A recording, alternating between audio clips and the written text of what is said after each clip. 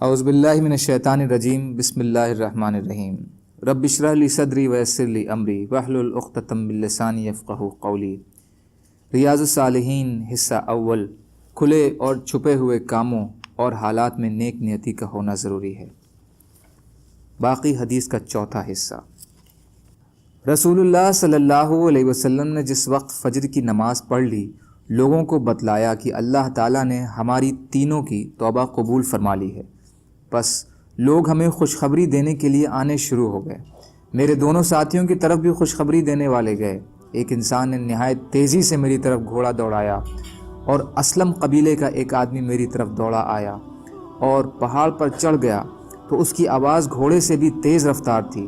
جب میرے پاس وہ انسان آیا جس کی خوشخبری کی آواز میں نے سنی تھی تو میں نے اس کی خوشخبری کے بدلے میں اپنے جسم کے دونوں کپڑے اتار کر اسے پہنا دیے۔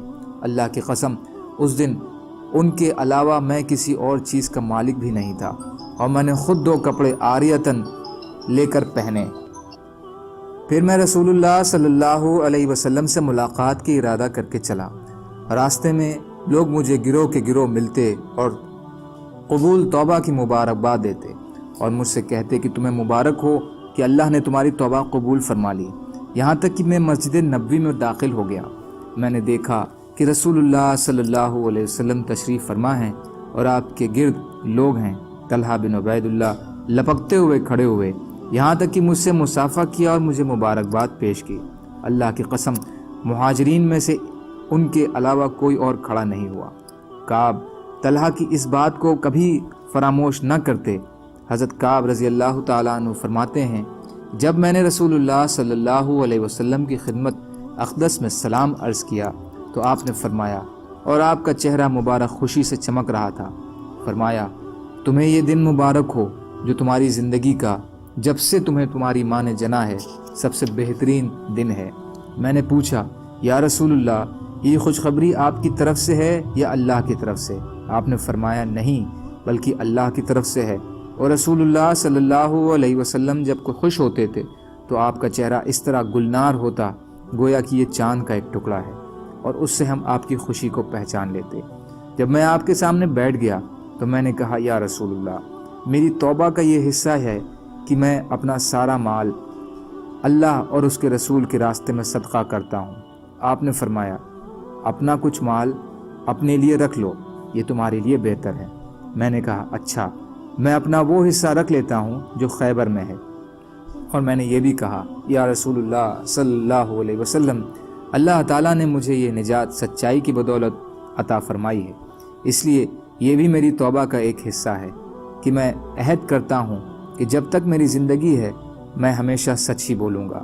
اللہ تعالیٰ کی قسم، جب سے میں نے رسول اللہ صلی اللہ علیہ وسلم سے اس سچے عہد کا ذکر کیا ہے، میں نہیں جانتا کہ مسلمانوں میں سے کسی پر اللہ تعالیٰ نے سچ بولنے کے بدلے میں وہ بہتر انعام فرمایا ہو جس سے اللہ نے مجھے نوازا۔ اللہ کی قسم، جب سے میں نے رسول اللہ صلی اللہ علیہ وسلم سے اس کا ذکر کیا ہے، اب تک میں نے جھوٹ نہیں بولا، اور مجھے امید ہے کہ باقی زندگی میں بھی اللہ تعالیٰ مجھے اس سے محفوظ رکھیں گے۔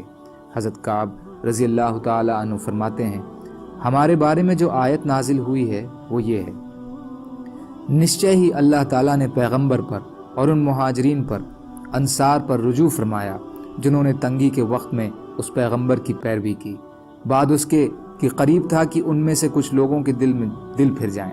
پھر رجوع کیا اللہ نے ان پر، بے شک وہ بہت شفیق اور بڑا مہربان ہے۔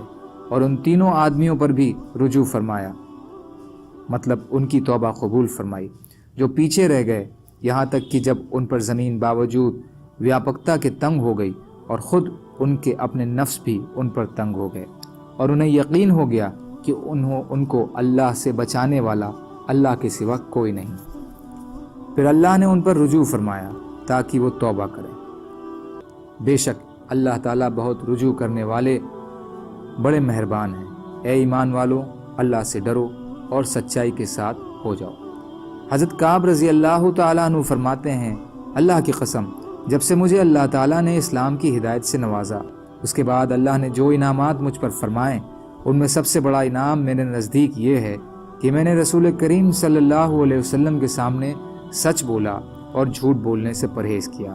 اگر میں بھی جھوٹ بول دیتا تو اسی طرح ہلاک ہو جاتا جس طرح جھوٹ بولنے والے ہلاک ہوئے، اس لیے کہ اللہ نے جب وحی نازل فرمائی تو جھوٹ بولنے والوں کو جس طرح برا بھلا کہا اس طرح کسی کو بھی نہیں کہا۔ چنانچہ اللہ تعالیٰ نے ان کی بابت فرمایا، جب تم ان کی طرف لوٹ کر آؤ گے تو یہ تمہارے لیے قسمیں کھائیں گے تاکہ تم ان سے ومکتا کر لو، تو واقعی ان سے ومکتا کرو، یہ پلید ہیں اور ان کا ٹھکانہ جہنم ہے، اس جگہ سے جو یہ کمائی کرتے ہیں۔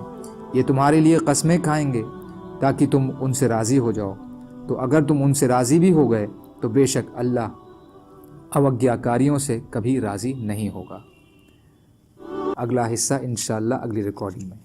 سبحان اللہ و بحمدہ، سبحانک اللہم و بحمدک، اشہد ان لا الہ الا انت، استغفرک و اتوب الیک۔ سبحان ربک رب العزت عما یصفون وسلام علی المرسلین والحمد للہ رب العالمین برحمتک یا ارحم الراحمین۔ لا الہ الا اللہ محمد رسول اللہ۔